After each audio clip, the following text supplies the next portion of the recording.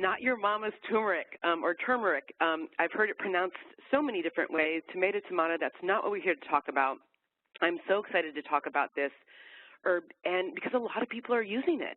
I mean, believe it or not, the American Botanical Council sales number found that curcumin from turmeric, and we're going to get into what that exactly is the best-selling herb in the United States. It's up like 26% over last year.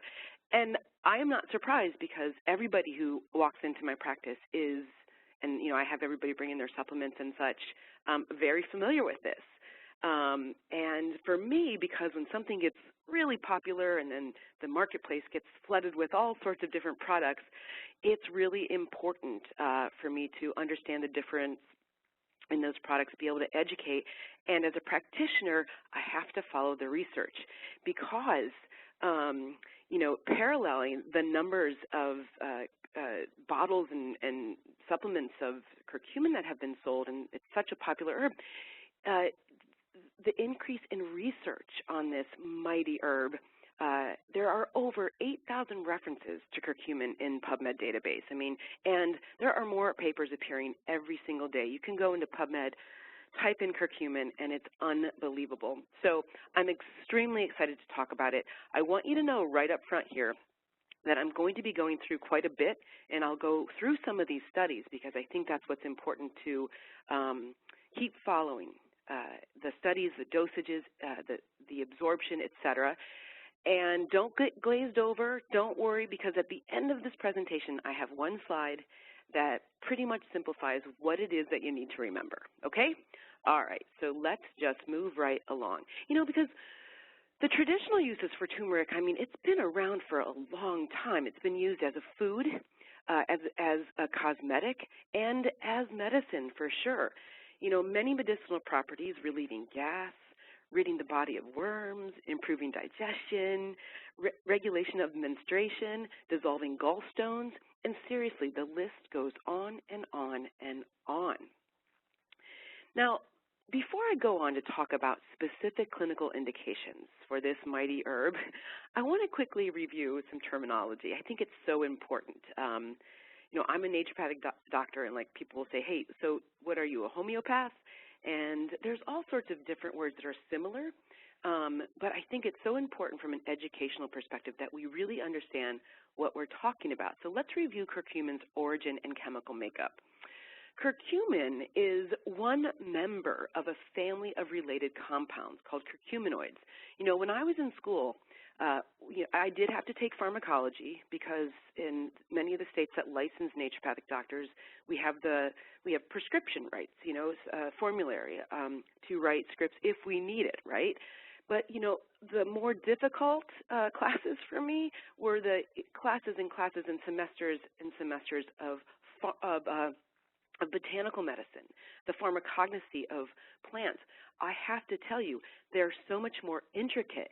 And when you understand the active ingredient of some of these things, you'll understand why using food as our medicine and using herbs like this as our medicine is just so profound, okay?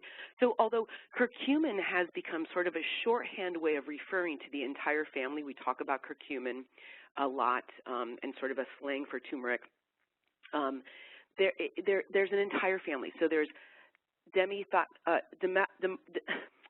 you can say this, Holly, demethoxy curcumin and bis-demethoxy curcumin as well. They're also important contributors to curcumin's overall health benefits.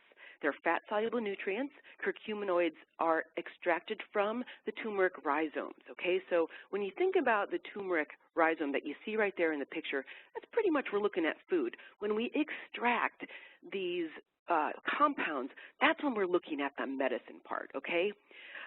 So really, really important. And we're going to talk later on about the curcumin extracts, how they were generally and first off standardized to about 95% curcuminoids, but we sort of figured out that the curcuminoids, that active ingredient, weren't being well absorbed. So there has been some next generation curcumin supplements that take different approaches to actually being able to boost the fact that we could absorb this very, very effective and medicinal herb, and we'll go through that, okay? All right, so we're going to move on to the next slide. This slide here might be, honestly, my favorite slide of this entire presentation because, part of this presentation is talking about the different uses of curcumin and this is why, all right? You got to look at this. So it's, you think about a drug, COX-2 inhibitor, paclitaxel, chemotherapy agents, they have about one pathway, all right? So one mechanism of action. Synthetic drugs target one molecular pathway. But look over here at the multi-targeted different pathways, over 100 of them in the body. Curcumin's advantage in its ability to influence those pathways, that's why we can call it an antioxidant. It's anti-inflammatory. It's the compound that, we know it has anti-cancer properties, antiviral, antibacterial, antifungal. I've heard Cheryl Myers, who you heard so lovely introduce me, say people should take curcumin basically so you won't die. Of course, we were kidding and it was a joke, but I actually think so. I use this every single day in my practice, and this is why. This is one of those things where you talk about plant medicine and you talk about the pharmacognosy of plants, and especially with this particular, not your mama's turmeric, you're looking at all of these pathways that curcumin can affect, okay? So we're going to get into that. All right, so come on down to this next slide. Now, a lot of the research when curcumin first started getting a buzz really was for cancer. It was big it was used in cancer treatment, using cancer prevention. Many, many researchers have been focusing on curcumin's effectiveness for cancer prevention. But it is also proving effective, and mostly if we go back to that last slide, and that's why, for treating such a wide range of conditions. I've seen research studies, eczema, psoriasis, post-traumatic stress disorder, believe it or not. But today, I'm going to focus on diabetes. I'm going to focus on depression and Alzheimer's disease, human papillomavirus, HPV, and things having to do with our liver health, okay, hepatitis and liver cancer, et cetera. We're going to dive into some of the research about how effective, and people, when I talk about it, they don't think about using curcumin for these different conditions, and that's what we're going to kind of break down. So let's move on. Let's start with the liver. The liver is so important. Liver health is so important. And more than 30 million Americans, 1 in 10, have some sort of liver disease. The liver is burdened, I believe, so much on a regular basis by these toxins in our environment, things that we do know about, things that we don't know about, plastics and pesticides and car exhausts and soaps and emulsifiers and household cleaning products and health and beauty aids and all this stuff that, being sort of involved in this chemically dependent society, really the first generations that have been swimming through this ever since we were born, our liver gets completely burdened, and it's subject, those hepatocytes, those liver cells are subject for destruction. And it can present in a liver disease, hepatitis. There's non-alcoholic fatty liver disease. We're going to talk about that because I see that more and more and more. Liver cancer, all of these diseases, and here's the thing, there's all this information out there, but these diseases are on the rise. And then when you think about something like HIV, yes, obviously people, in the last couple of decades became aware of HIV and certainly how it could be transmitted, but do you know that hepatitis C is 10 times more infectious than HIV? And when you've got that virus that's affecting your liver cells, it is just damaging for the rest of the 500 jobs that your liver has to do. And so this is a really, really, really important organ, and it's such important research to understand that we can make a difference and certainly first do no harm when it comes to protecting and treating this incredible organ. Okay, let's go to slide, this next slide here. So, as I mentioned, curcumin has therapeutic applications, and these are cited in the research for many, many different liver diseases, anywhere from hepatitis B, okay, which 30% of the world population is infected with, hepatitis C. You want to talk about cost effectiveness. To get a prescription and treat hepatitis C, which, by the way, comes with a lot of side effects, devastating side effects, it's about $1,000 a pill, all right? Liver cancer, fifth most common cancer in men. Medications, we're going to talk about acetaminophen. Medications, our livers and our liver and our kidneys, we got to use those organs to actually metabolize those medications that we take. And a lot of times in our modern day, you know, people are taking NSAIDs for headaches and hangovers and menstrual cramps, and there's sort of just this kind of unconscious overuse, and it's damaging our liver. Primary sclerosis, sclerosing cholangitis, non-alcoholic fatty liver disease, alcoholic liver disease, and biliary cirrhosis, okay? So many, many different therapeutic applications for using curcumin for the liver. So non-alcoholic fatty liver disease actually, we can go to this next slide here, sorry, Lexi, accounts for the majority of chronic liver cases. And I've had patients, and I actually have a colleague, you know, I have a colleague that's been sober actually for over 27 years. And he is like, how in the heck did I end up with this liver disease? But he has non-alcoholic fatty liver disease, and I'm starting to see it more and more and more. So what happens here is you've got fat that accumulates in the liver, okay? And, you know, when I was going through school, we had cadaver anatomy, so we had to sort of, you know, learn our anatomy through actually holding these organs and getting to see them. And the liver is just not a fatty organ. It's not. It's very lean. If you've ever, you know, gone and to a restaurant and had liver and onions, you'll see it's a very lean sort of meal that you have there. It's not supposed to have this fat that accumulates in it. But for different reasons, it can accumulate. So once the fat accumulates, there's inflammation. Once you've got inflammation, there's scarring. Once you have scarring, that scar tissue starts to replace those, you know, liver cells. Now, I will say this about the liver. It's one of the most resilient organs that we have. Those hepatocytes and things that we can use like curcumin can actually regenerate protein synthesis. All right, so very important to understand, but I'm seeing this over and over and over. Next slide. One of the things that I'm seeing that it's tied to, and if you think about it, it's the NAFLD, which is the non-alcoholic fatty liver disease, is strongly tied to the simultaneous increase in what we're calling metabolic syndrome, elevated blood sugar, insulin resistance, and obesity. And it's pretty much being driven, for the most part, by some people's really poor dietary habits, okay? You're looking at carbohydrates, high refined sugar intake, and saturated fats.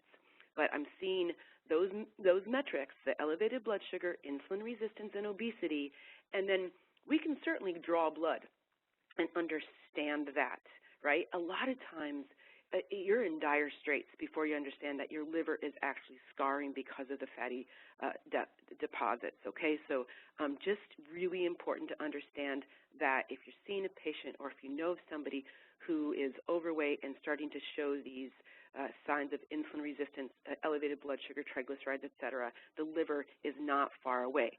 So next slide.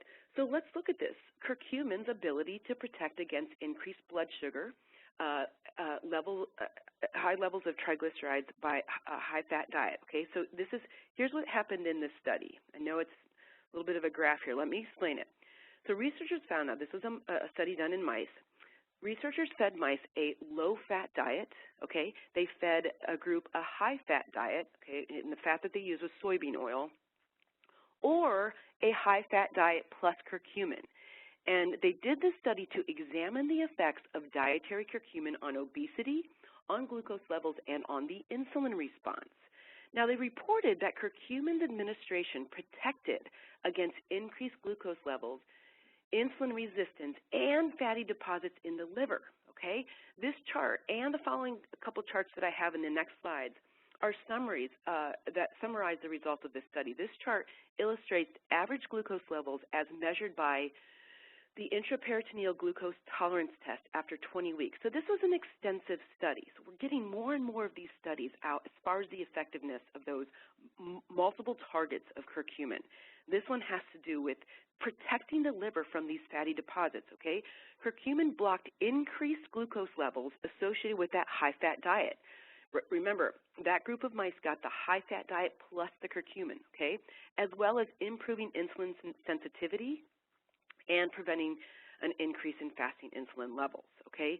This study has blown me helping people with diabetes and this particular liver disease out of the water. Absolutely amazing. So this continues, okay? This is another slide from the same study showing, you can just see here how curcumin blocks the fat deposits in the liver, okay? This is slide number 1 here. This is the group with the low-fat diet, about 10% fat there. And then you can see here, high-fat diet, 45% from soybean oil. You can see those are fatty deposits in the liver itself. And then 3, this is the high-fat diet, the same 45% of the soybean oil given with curcumin and its ability to block that fat deposition in the liver, therefore allowing the liver and the hepatocytes to do its many, many, many different jobs. Okay, so let's go to the next slide. So also, this was actually, you know, an even more unbelievable finding, because when you're dealing with, well, I would say any disease, but certainly liver disease, glutathione is one of the most important compounds in our body. It is essential for phase 1 and phase 2 detoxification. And here's what they found: the ratio of reduced to oxidized. Reduced is basically the kind of glutathione that is usable in the body, okay? It was decreased in animals that were fed the high-fat diet.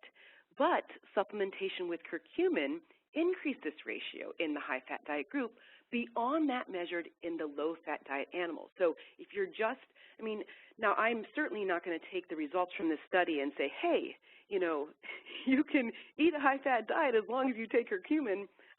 That's not our point here, but I do think that it's illustrative of how protective curcumin is in the presence of a high-fat diet, okay?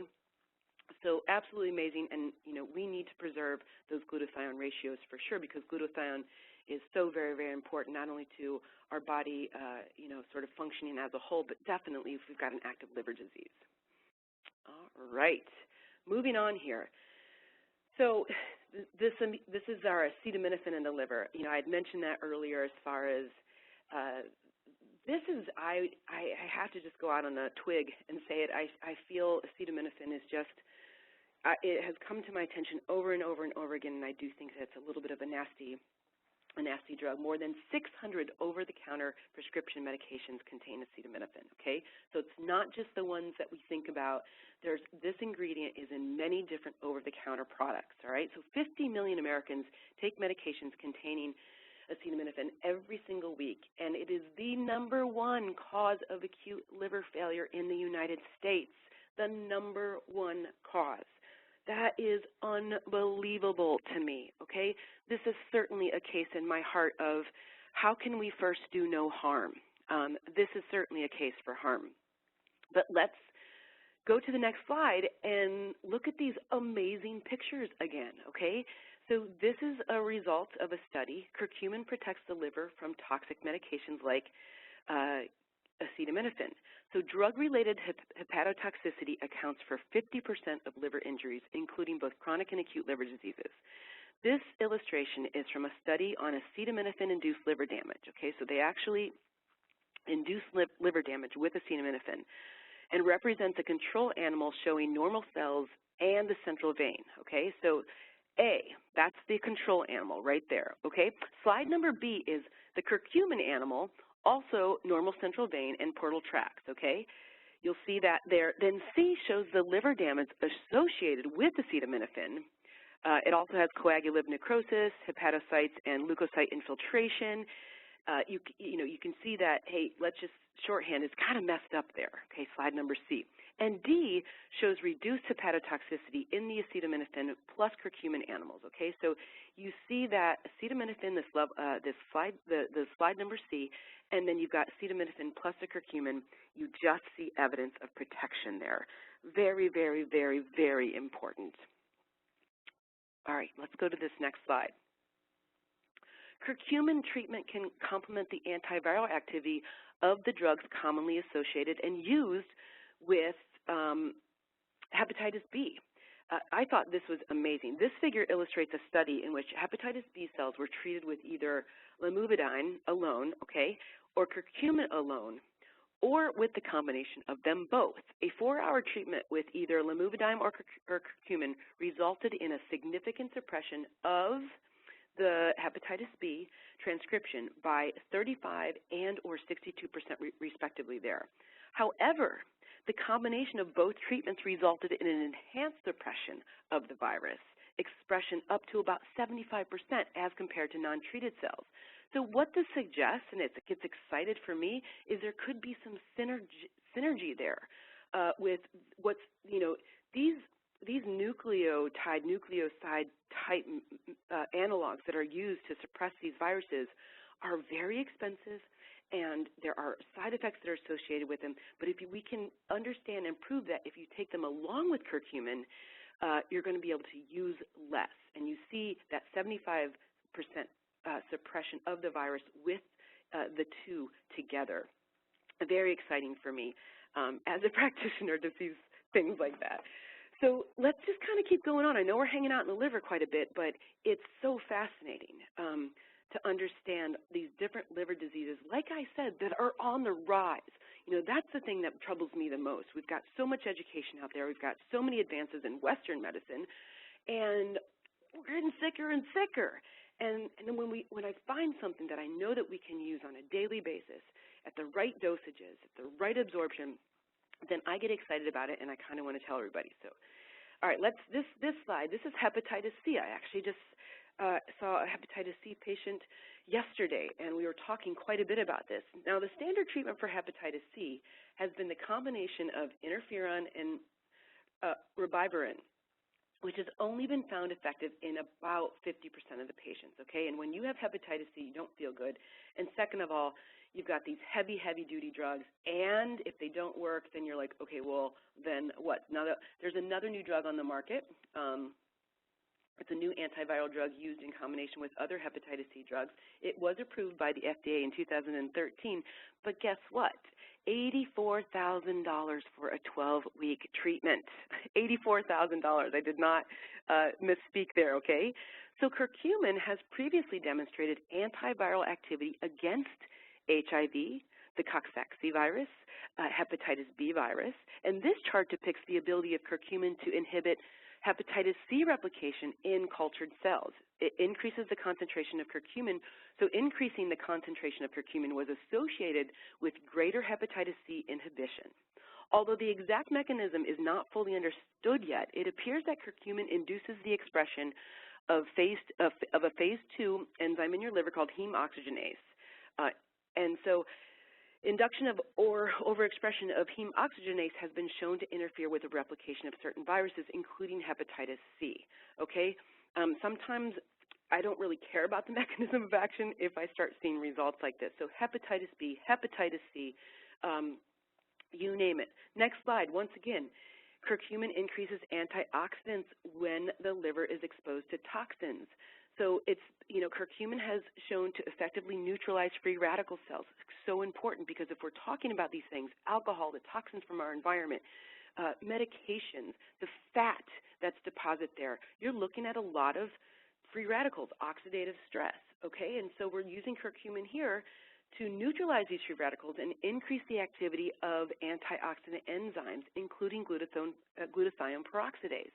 There's been several studies that have demonstrated the protective effect of curcumin against oxidative damage. It's extremely important and so very, very helpful in situations that affect our liver. So, right, I got a couple more slides for the liver. Let's look at this. So the figure on the left was taken from a study that also looked at curcumin's protective effects on antioxidants, specifically the glutathione peroxidase that we were talking about. So in this model, there was a methotrexate-induced kidney disease. The 4 bars in the figure on the left represent glutathione peroxidase levels in the control. Curcumin, methotrexate, and methotrexate plus curcumin animals, okay? numerous studies have demonstrated the connection between the protein responsible for the production of inflammatory cytokines, okay? The biggest protein that is responsible for inflammation is something called NF-kappa B, nuclear factor kappa B, and the advancement of liver disease. So the figure on the right is from a study looking at the ability of curcumin to actually protect against inflammation and liver pathology in an animal model of alcohol-induced liver injury. So 2 different dosages of curcumin were used, either 400 milligrams per kilogram of body weight or 1,200 milligrams per kilogram of body weight. They were both effective at suppressing the NF-kappa B activity in the presence of ethanol.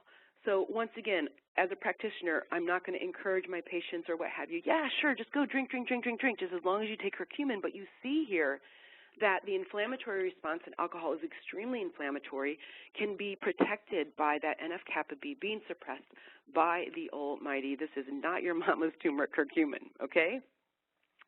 Last slide here on liver, and we're going to be moving on. To this date, there are still relatively very few clinical trials for curcumin and liver disease, but we're starting them, okay?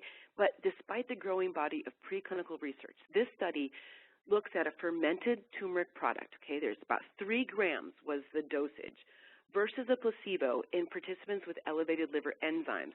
And the reason you have elevated liver enzymes, you know, when you get your blood drawn, those hepatocytes, those liver cells, have a lot of different processes going on inside of them. And if those cells become damaged, those enzymes will seep out into our blood, and that's where we're able to understand and measure if there is liver damage. This is after 12 weeks of treatment. The curcumin group experienced a reduction in liver enzymes value, okay? So this is a published study. It's a clinical trial, and it's very, very expensive to do clinical trials, you know, especially if they're not backed by huge pharmaceutical companies, et cetera. But we're going to start doing more, and I think the results are going to be amazing. So curcumin and the liver, I think they go together like I don't know, like they just, they're just there together. All right, let's move on. This is a really, I think once again, such a amazing application for curcumin that hasn't been thought about. I had a very, I'll just tell you, last year was an interesting year for me from a health perspective, and I actually had my first abnormal PAP myself. And it was such a great experience for me because it was because of a very aggressive strain of HPV that had never, ever been detected. It's probably been living inside of me forever. I was immunocompromised. It came up, but it gave me this chance to educate my entire gynecology office, okay, because there were some pretty aggressive recommendations based on the biopsy that was done, et cetera, and I said, you know what? Please just give me, I'm going to 6 months here, I'm going to go ahead and take, try to take care of this on my own. And when I came back and there was no sign of the virus and my cervix was extremely healthy, they were like, well, what did you do? So 50%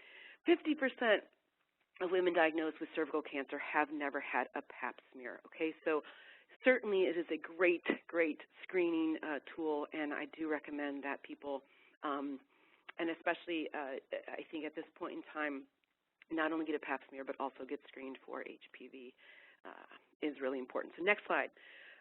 Infection with the HPV is associated with about 70% of cervical cancer. So you can see this here.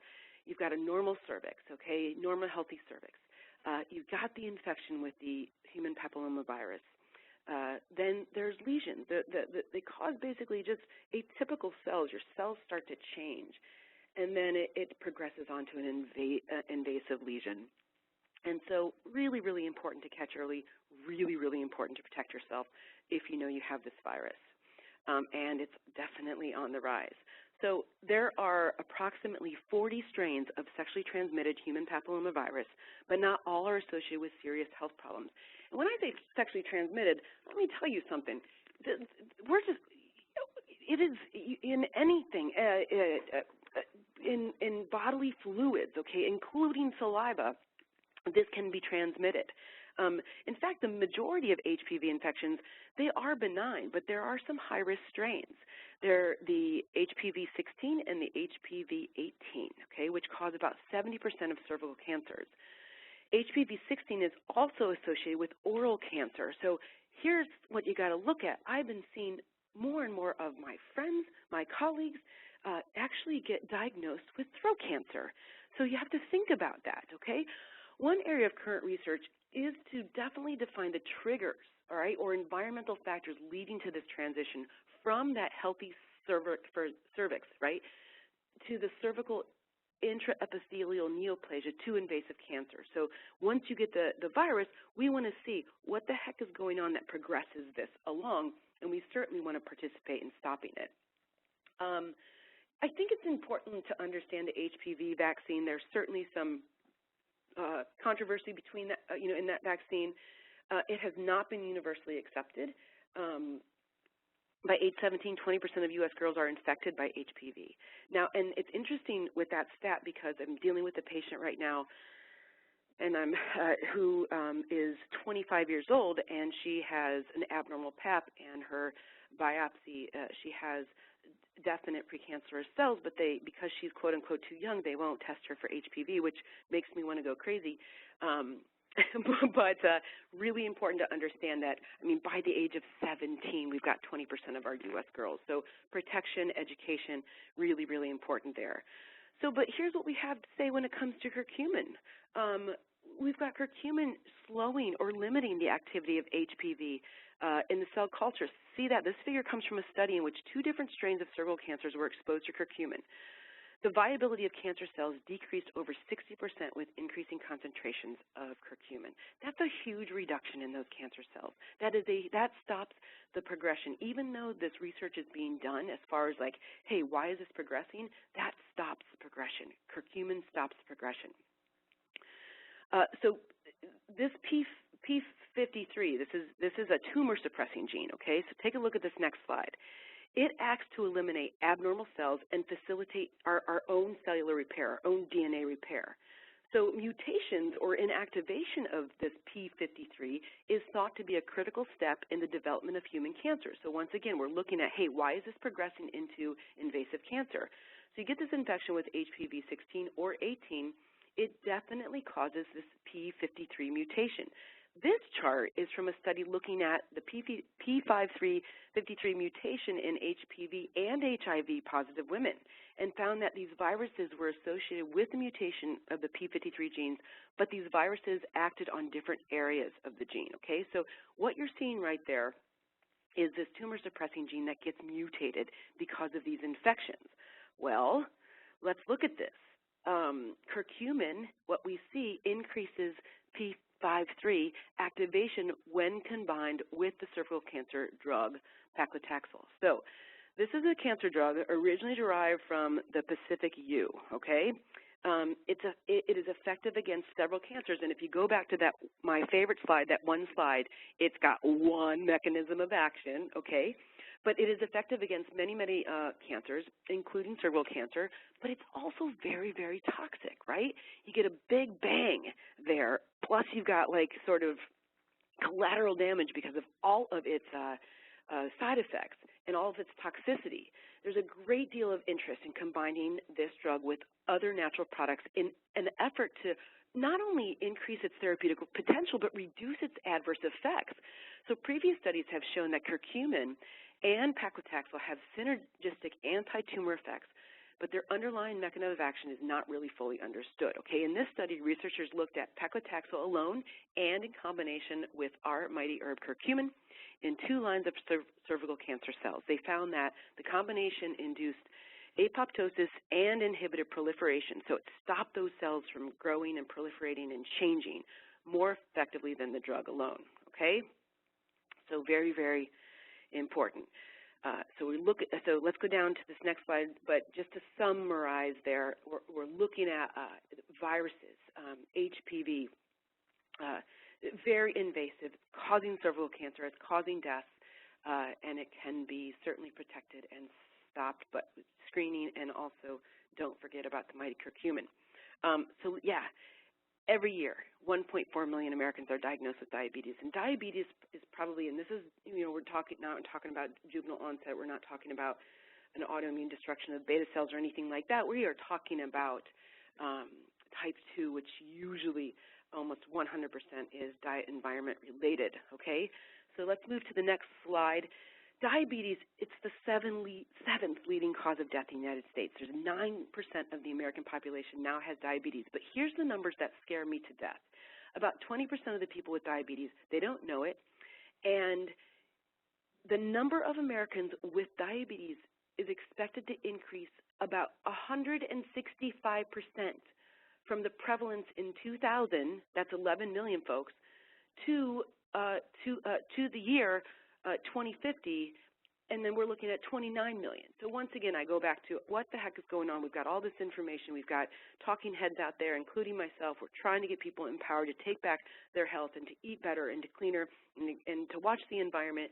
And we have this prediction now about the growing number of folks that are going to be dealing with this devastating and debilitating and deathly disease. I don't like that at all. But let's look here at this, let's just review this next slide here, the use of curcumin in the patient with diabetes. As with liver disease, there's an extensive body of preclinical data detailing curcumin's multiple mechanisms of actions to reduce blood sugar. This, schematic sort of summarizes, and once again, don't get lost in it, don't get glossed over. I'll tell you what to remember from this presentation, but it summarizes the pathways impacted by curcumin, leading to lower blood sugar levels and increased insulin sensitivity, okay? You can just go and follow this. It's absolutely fascinating. All right, moving to this next slide here, just a couple studies just to show you. This is a study that looked at the effects of curcumin in an animal model of diabetes. There's two groups of rats, okay? There was a control group and a group receiving about 90 milligrams per kilogram a day of curcumin. So after 15 days of this dosage, these animals had a better glucose response to the oral glucose tolerance test than the control animals who did not get curcumin, okay? So we're off and running here as far as the preclinical data.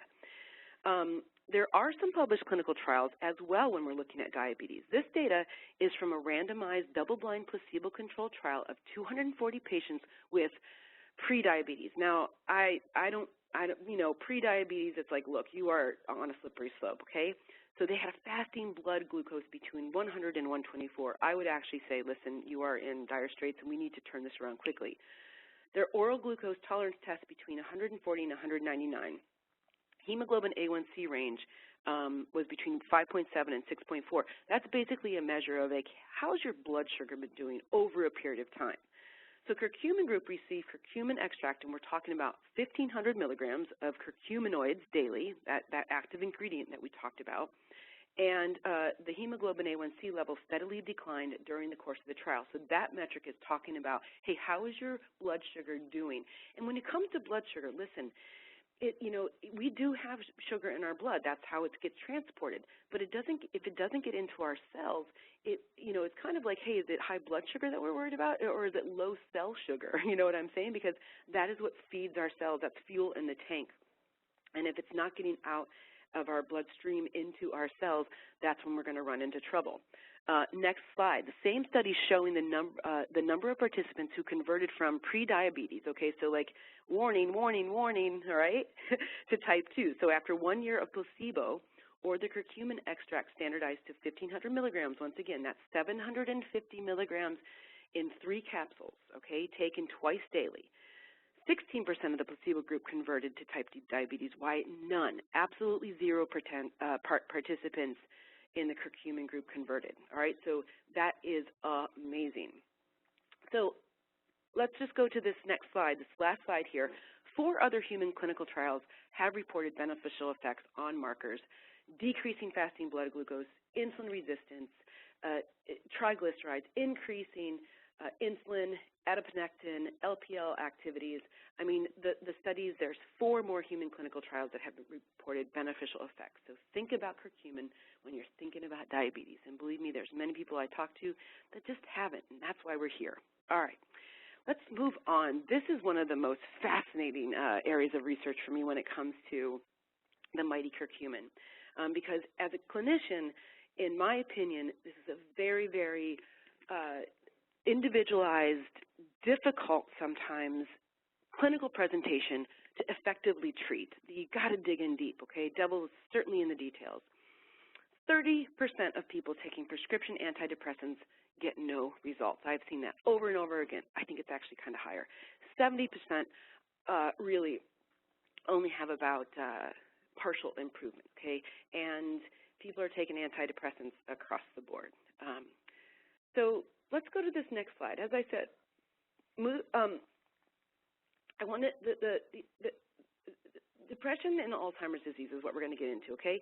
Depression, like I said, can be extremely, extremely difficult to treat. It's very heterogeneous, okay? Two people with only one overlapping symptom may receive the same diagnosis.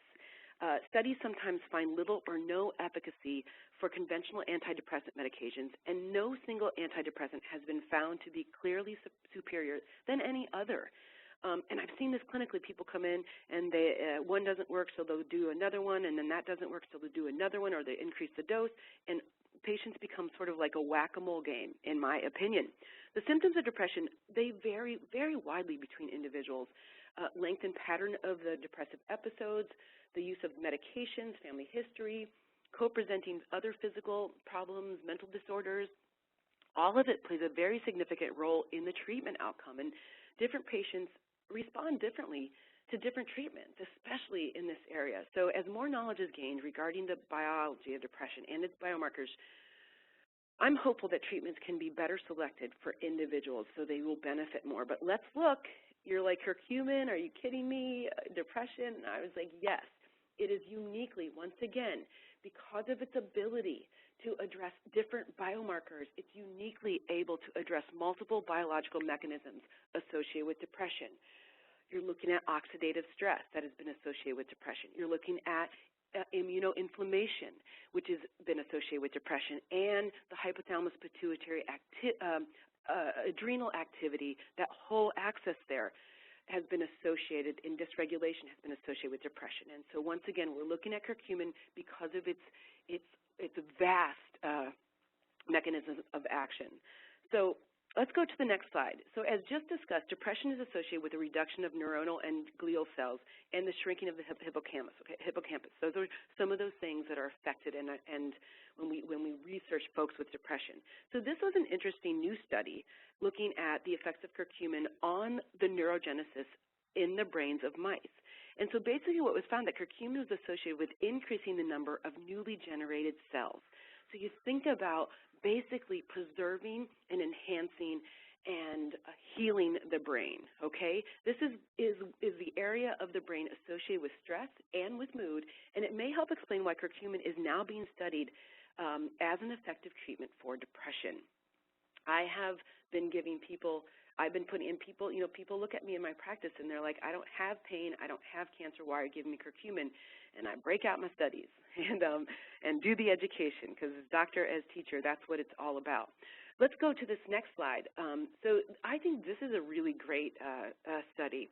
Once again, in a clinical trial, the effects of curcumin and fluoxetine, which is Prozac, were investigated separately and in combination. And you'll see there, you've got 20 milligrams of Prozac, then you've got 1,000 milligrams of curcumin, but them together, they had greater response rate than either one of them alone. So once again, perhaps being able to decrease dosage and also create an exit strategy for folks. There are many people that come to me that want to get off these agents. And what's the exit strategy? Well, curcumin has definitely been very successful for me. When we put curcumin on board, it can be taken extremely safely along with these agents, these antidepressant agents, and then we can create this exit strategy of pulling them off the medication once we deal with individually why they got there in the first place, and also having that curcumin on board. So next slide. This chart is from a randomized double-blind placebo-controlled study, believe it or not, of 56 patients with major depressive disorder receiving 500 milligrams of a form of curcumin called BCM95. Now, 500 milligrams twice daily or a placebo for 6 weeks. From baseline To week 4, both curcumin and placebo were associated with improvements in the inventory of depressive symptomatology score. Okay, that's this IDS.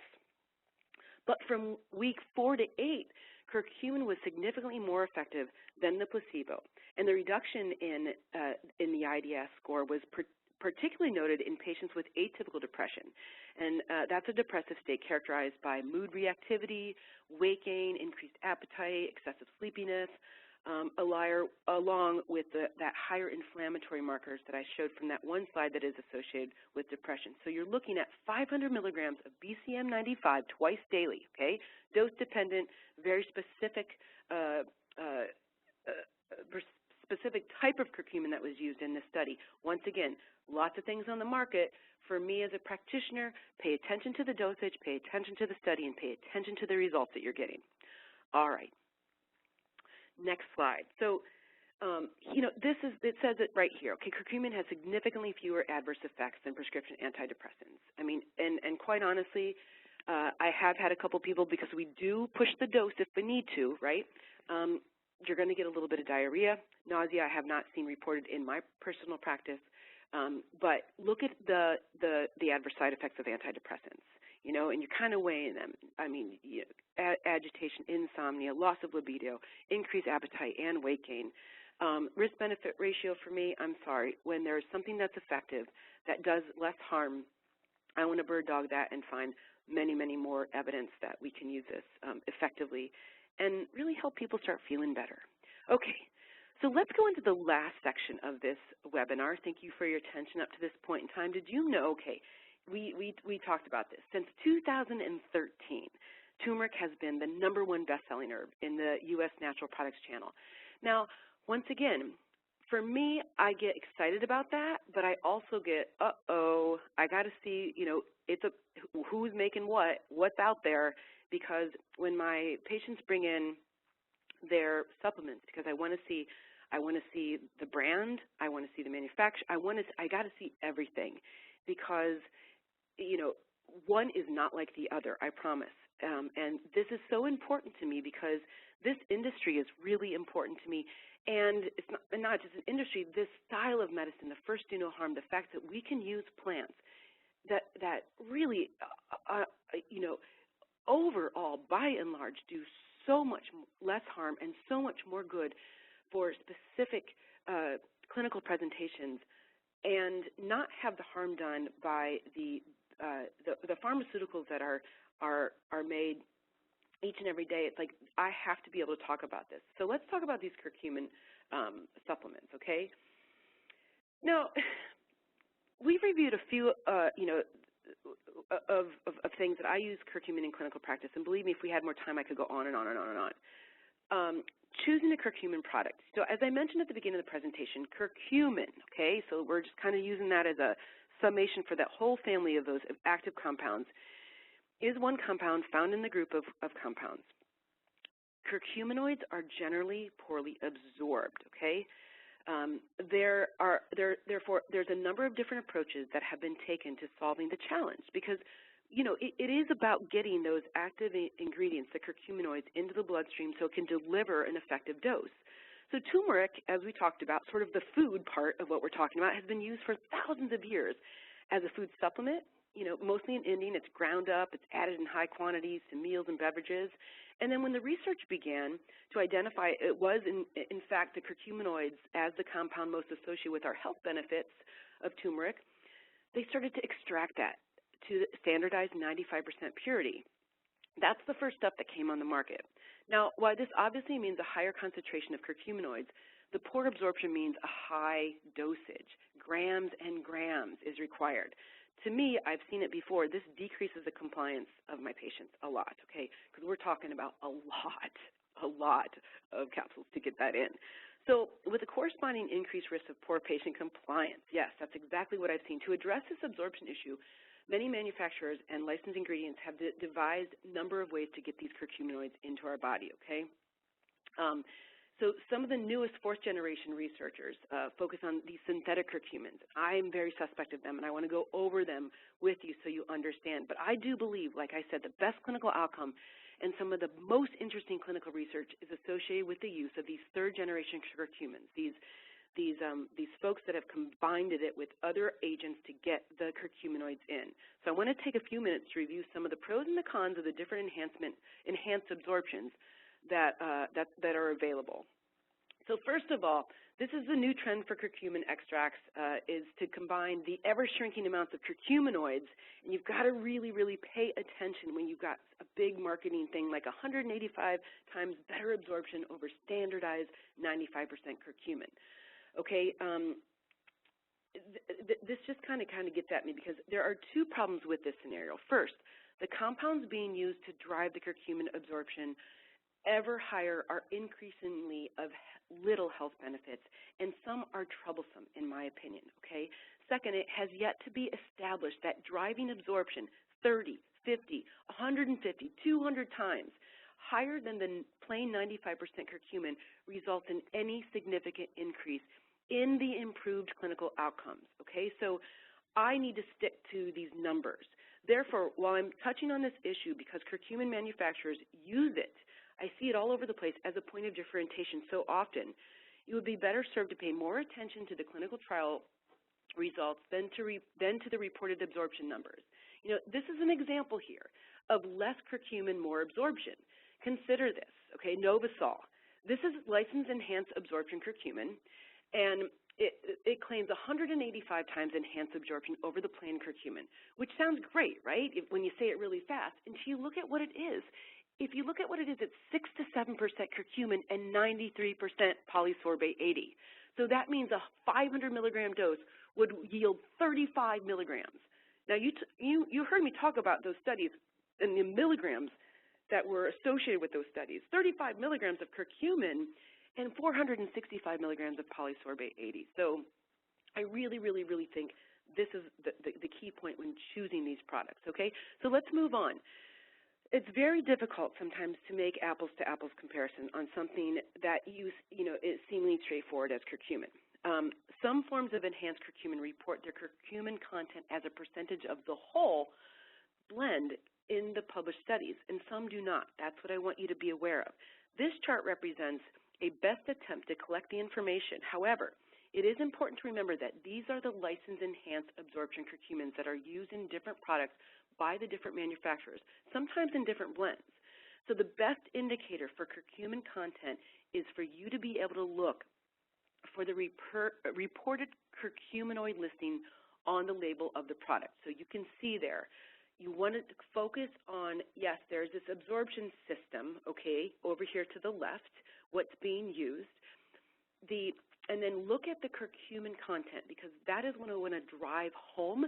The curcumin content is going to be able to help you navigate the active ingredient that, in my opinion, is responsible for the amazing results of this incredible herb, okay? We're talking about the research, we're talking about the dosage, and so it really is the curcuminoid content that is able to get in your body. Now, I know we're running out of time, but I don't want to, I've only got a couple more slides, so hang in there. In this next slide here, because these are all licensed ingredients, you can find this in the public data, okay? I think for me as a practitioner, it's just really important that we make sure people are using their minds, and you can go back to that slide, I'm sure you all have this, and really understanding the curcumin content and why that's the one that's making a difference. Because this last slide here, I'm going to go down before I go to my summation slide that I promised. Determining this content is not always straightforward, okay? How much curcumin is in this product? Would you think perhaps 600 milligrams? Possibly. I mean, I have before I started to dig in deeper, a patient probably would, a consumer certainly would, but there's no way to tell from looking at the supplement facts box. Taken from commercially available product that the curcumin content is 60 milligrams, okay, here. According to a published study on this formula, Theracumin is a 10% curcumin. The remaining absorption ingredients are water, gum ghati, and glycerin. So those are the binding agents. Nothing wrong with it at all. This is why it's so important to look for a clearly labeled amount of curcuminoids. And because then you're going to be able to understand the dosage as it relates to the studies and as it relates to why we're having such great benefits, okay? I've never seen a more dose-dependent, well, A lot of botanicals are dose dependent, but that's what's really important, okay? All right, promised, the slide. What do we got to remember out of all of that crazy data? Turmeric is the spice, it's the food. Curcumin, that's the medicine. Enhanced absorption curcumin is preferable to plain, poorly absorbed curcumin extracts. Got to be able to understand how much curcumin you're getting, and most clinical trials have used dosages in the range of 500 to 1,000 milligrams of curcumin daily. So you got to read those labels carefully, advise your clients, your customers, your patients to do the same. And as far as a medicinal I'll call it a medication, but a medicinal supplement and or herb is concerned, few and very minor adverse side effects. All right, last slide here, conclusion. I just sort of summed it up there in that last slide. I want to go to this, in summary, curcumin has such a wide range benefits for almost every chronic condition. I only had time to go through a few, so just even take a look at this little word sort of play right there. So many things: acne, pancreatic cancer, cystic fibrosis, rheumatoid arthritis. I use them in my practice. And finally, to the last slide, I just want to thank you all so very, very much for being here, for taking your time, and for really being able to have patience with going through those studies. Sometimes they're hard, but it's for me, what's so important about this herb is because it's the #1 herb out there right now. People are buying it up, but let's make sure it's useful and it's getting the job done. So thank you very much.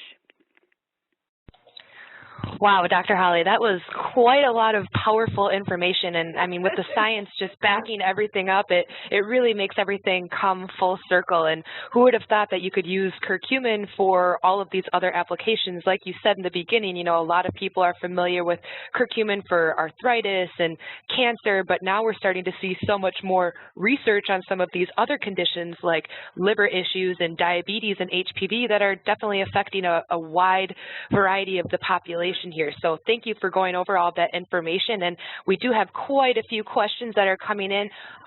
We've had a few questions here asking if you were referring to type 1 or type 2 diabetes in, you know, those diabetic studies, and then also, you know, does curcumin have any benefit for patients with type 1 diabetes? Sure. So mostly in those studies, I was referring once again to something that's modifiable, I believe, and optional is a type 2 diabetes. And just because of that one favorite slide that I had said, for type 1 diabetes, now, yes, absolutely. I've seen it be able to decrease the amount of the insulin that these folks are dependent upon, because as you age, even if it's type 1 diabetes, there are different contributing factors that still can make your cells like, yeah, you're getting insulin in because you're giving it to you exogenously outside the body, but sometimes the dosage has to go up or it's unstable because of just being alive on this earth, these environmental factors. And so absolutely 100% sort of same mechanism of action, but my biggest thing here is don't think, as in the clinical studies with the diabetes 2, that this is something that's going to replace insulin. That is not what I'm saying at all, and that is not a message that I want to put out there. Yes, that makes a lot of sense. And as far as along the lines of autoimmune issues like type 1 diabetes, have you ever used curcumin in practice for, let's say, a patient who maybe has chronic Lyme disease? Sure. Now, you know, that's such an interesting question. Chronic Lyme disease, what we need to get in there is understand, so it's an infection, right? And if you think about that slide, my favorite slide, antifungal, antiparasitic, antiviral, antibacterial. So Lyme is complex. It is very complex, but curcumin could be a very essential part of being able to untangle the web once somebody gets infected with Lyme. Excellent. And then we did have a couple questions on the curcumin formulations, and yes, we will resend out those charts. It seems like a few folks may not have received them, but a lot of compliments on kind of going over all of the different curcumin formulations because, like you said, you know, it's been the top-selling herb for the past 2 years now, and so everyone's kind of trying to get a piece of the curcumin pie, and so it can be really confusing for people to try and read and distinguish between those labels. So yes, we will resend out that information because that is a very valuable piece of what we were covering here. And just I'm just going to go back to your what to remember slide because we had a few folks that wanted to go over that again because we had some questions on, what the dosages were in those clinical trials. So if you wouldn't mind just doing a little recap again, just for folks who may have had some audio issues during that recap. You bet. I'm going to find that slide right here. Okay, so what to remember. Turmeric is the spice. And curcumin is the medicine. And so I think that's a great sort of tip. There are turmeric supplements out there that just say that. And then there are, of course, the curcumin supplements that say there. So just remember, turmeric is a spice. It's food. It's amazing. It's great. Use it, use it, use it. But when we're talking about the dosage for treating this herb as a medicine, curcumin is what we're looking at. Enhanced absorption curcumin is definitely preferable to plain, poorly absorbed curcumin extracts. So we're looking at those third generations. Once again, I went to that fourth generation like Novasol, synthetic, very little curcuminoids, very high absorption agent, the polysorbate 80, which I'm not real in favor of as far as what I can see at this point in time. So you'll get the slides, you'll understand, and it is the curcuminoids and the curcumin content that you want to be able to look at. There's no harm, I think, in any of these third generation absorptions. It's just being able to be clear about the dosage if we want to be able to understand and correlate those dosages to the clinical studies. Most clinical trials have used dosages in the range of 500 to 100 milligrams of what? Of what? Curcumin, okay, the curcuminoids daily, okay? And then I think the other thing to remember is just that this can be used so amazingly in higher dosage and very few in minor adverse effects. That is great. And I am typing on the slide for those people who are logged on via computer today. A lot of those clinical trials you can search in the National Institute of Health free public database. So it's www.pubmed.gov. And if you type in curcumin, you will probably be overwhelmed with the amount of clinical research that does pop up. I believe Dr. Holly mentioned, we're up to over 8,000 published studies on curcumin, and it's been, investigated for just about every disease condition out there. So if you are interested in looking at some of that research, again, that website is www.pubmed.gov.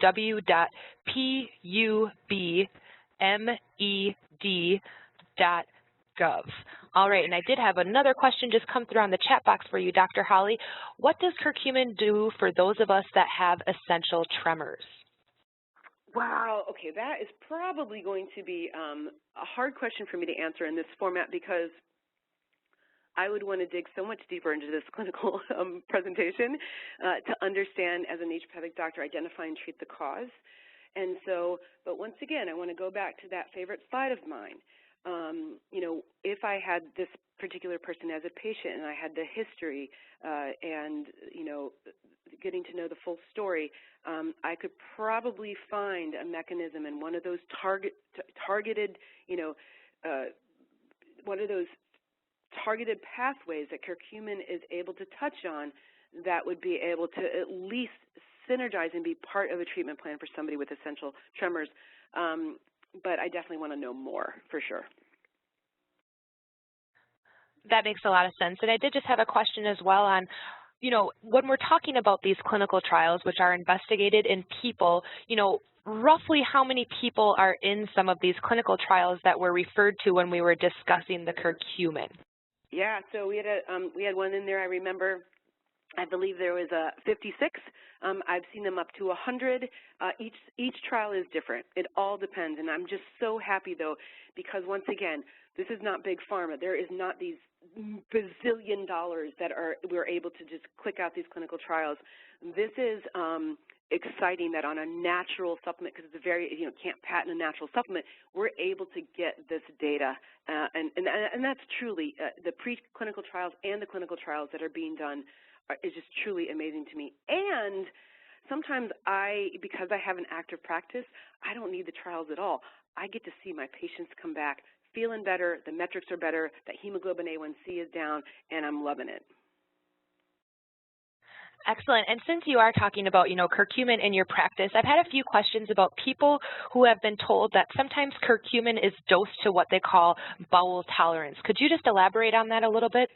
Yeah, so think orange, think vitamin C, think curcumin. So bowel tolerance is basically, a lot of times we've done this with vitamin C, we'll dose them very, very high, and the bowel tolerance is basically you will have a very sort of aggressive and loose bowel movement. And then that's the bowel tolerance, like, whoop, okay, apparently that's the dosage I'm going to stay on for right now, or knock it down a little bit. Same thing with curcumin. Bowel tolerance is exactly that. We take people up to, and listen, when you have this type of bowel movement, you know exactly what it is, because it's not a normal, it is definitely a sort of, I would say, aggressive and loose. Well, that makes a lot of sense. And then, all right, last question here. Talking about somewhat of an inflammation process, but would curcumin be useful to someone who may have suffered a concussion? Yeah, once again, I appreciate these questions, and I come across this when I lecture as well. With clinical cases, it's so hard, and I'm thinking, when you have a concussion, the way that I think about this just in this situation is that there's definitely inflammation because the body has received trauma, and one of the most elaborate, I would say, mechanisms of curcumin is anti-inflammatory and also amazing for pain. I would think somebody with a concussion who, received a blow, some trauma, is going to have those two things. So I hate to keep, making up answers and saying, you bet, you bet, you bet, but I'm serious, and it's because of that one favorite slide of mine. It's because there's multiple ways that this little buddy works in the body, and that's what's so important to understand.